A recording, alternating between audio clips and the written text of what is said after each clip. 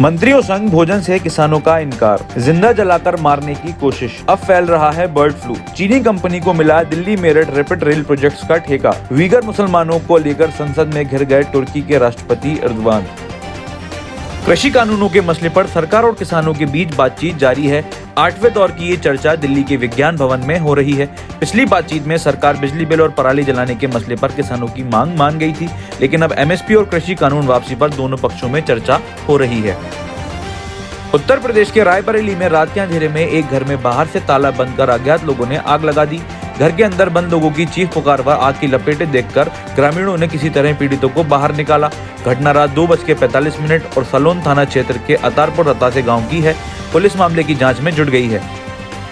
Corona virus का खतरा अभी टला भी नहीं है और इस बीच एक और बीमारी ने लोगों की चिंता बढ़ा दी है। भारत में बर्ड फ्लू के मामले बढ़ते जा रहे हैं। Bird flu avian influenza virus H5N1 की वजह से होता है। राजस्थान, मध्य प्रदेश, झारखंड और हिमाचल प्रदेश में इस वायरस को लेकर अलर्ट जारी कर दिया गया है। ये वायरस संक्रमित पक्षियों और इंसानों दोनों के भी बहुत खतरनाक होता है। नागरिकता संशोधन कानून CAA लागू किए जाने के बाद देश भर में विरोध प्रदर्शन हुए थे। उत्तर प्रदेश की राजधानी लखनऊ समेत कई जिलों में भी CAA के खिलाफ प्रदर्शन हुए थे। विरोध प्रदर्शन के दौरान हिंसा भड़क उठी थी। हिंसा के इन मामलों में आरोपियों की मुश्किलें अब बढ़ती दिख रही हैं। यूपी पुलिस ने इस मामले में चार्जशीट दायर कर ली है। बेनाम संपत्ति केस में कांग्रेस महासचिव प्रियंका गांधी वाड्रा के पति रॉबर्ट वाड्रा से आयकर विभाग के अधिकारी पूछताछ कर रहे हैं। इस मामले में आयकर विभाग ने रॉबर्ट वाड्रा को नोटिस भेजा था, लेकिन वे आयकर दफ्तर नहीं पहुंचे। इसके बाद अफसर सीधे रॉबर्ट वाड्रा के दफ्तर पहुंच गए और उनका बयान दर्ज किया जा रहा है। चीन के सबसे अमीर लोगों में शामिल जैक मा के बारे में संदेह जताया जा रहा है कि वे गायब हो गए हैं। इससे पहले उन्होंने चीन की सरकारी एजेंसियों के कामकाज के तरीके पर सवाल उठाए थे। फाइनेंशियल टाइम्स की रिपोर्ट के मुताबिक जैक मा करीब 2 महीने से किसी सार्वजनिक कार्यक्रम में नहीं देखे गए हैं। खुद के बनाए उनकी टीवी शो अफ्रीका के बिजनेस हीरो में भी जैक मा की जगह पर किसी और को भेज दिया गया है। न्यूजीलैंड के क्राइस्टचर्च में 15 मार्च 2020 के दिन एक आदमी ने धड़ाधड़ गोलियां चलाकर 51 लोगों की हत्या कर दी थी। उसका नाम था ब्रेंटन टैरेंट। ब्रेंटन टैरेंट ने 2 मस्जिदों पर हमला किया था। इस घटना में 5 भारतीयों की भी जान चली गई थी। जांच में पता चला है कि बंदूक से मस्जिदों पर हमला करने वाला ब्रेंटन टैरेंट 3 बार भारत आया था। साल 2015-16 के बीच ब्रेंटन भारत में 7 से 8 जगहों पर पहुंचा था, जिसमें गोवा, मुंबई और जयपुर जैसे बड़े शहर शामिल हैं।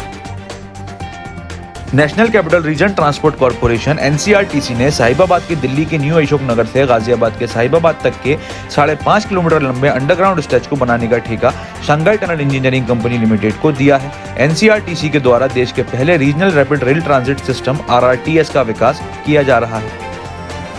साउथ कोरिया में 2020 में जितने बच्चों का जन्म हुआ उससे अधिक लोगों की मृत्यु हो गई। ऐसा देश में पहली बार हुआ है। हालांकि पहले से साउथ कोरिया का बर्थ रेट दुनिया में सबसे कम था।